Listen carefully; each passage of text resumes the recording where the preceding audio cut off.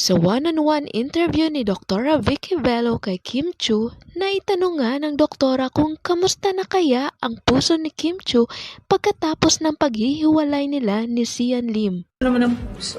Ang puso, it's a little empty. Empty! Pero okay naman. It's part of life and part of growing up. Natanong din ni Doktora Vicky Bello kay Kim Chu kung matagal na nga niya bang alam ang chismis patungkol kina Sian Lim at Iris Lee. At ito ang naging pahayag ng aktres.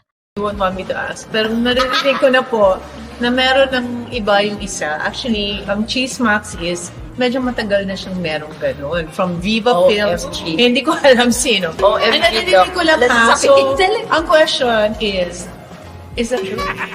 Hindi ko alam doon. Pero may Wala napipil. akong idea. Umalis na si Cam. Umalis na sila.